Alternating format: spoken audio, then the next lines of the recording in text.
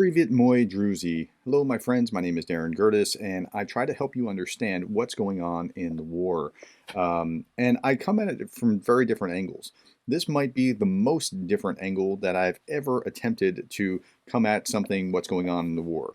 Okay, so let's back up and understand that Prigozhin has not been able to recruit from the prisons for at least a month or so, and there's a new angle now, and that is to recruit on Pornhub. And I'm not making this up. This was an article this morning that I just saw, and this was a statement on Telegram, and I'm showing you that I'm reading a news article, not looking at something nefarious here.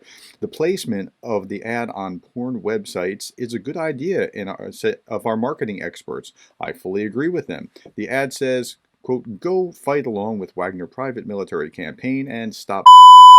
And who disagrees with that? So that is what they're doing with Pornhub. There's two interesting things about this.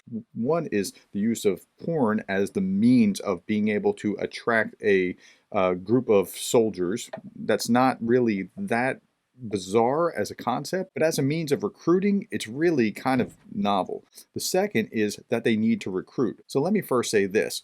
They need to increase their recruiting, not just Wagner, but the Russian military. In another article today, I was reading Medvedev was talking about having a need for another 400,000 mobilized soldiers. The Rand Corporation was talking about how they can't just do another huge draft like they did before. So they're doing the draft in a kind of hidden fashion. They're not they're not sending out draft notices. They're asking people to update their draft information, and then they'll suck people into the system.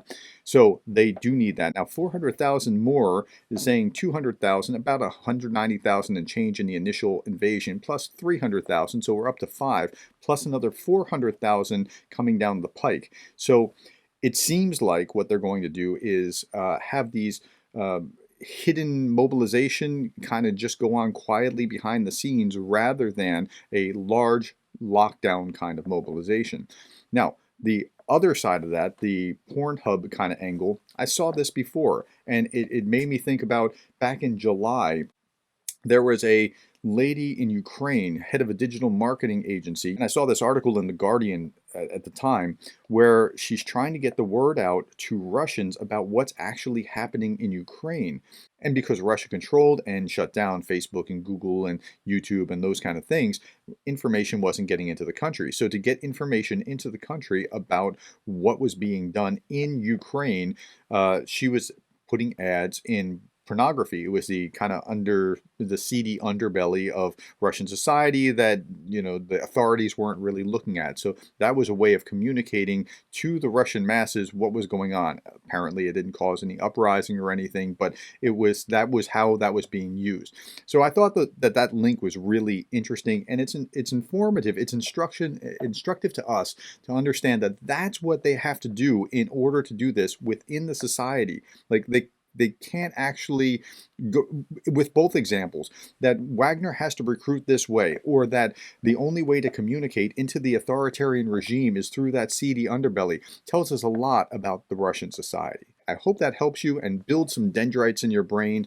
Thank you for being the kind of person that cares about Ukraine.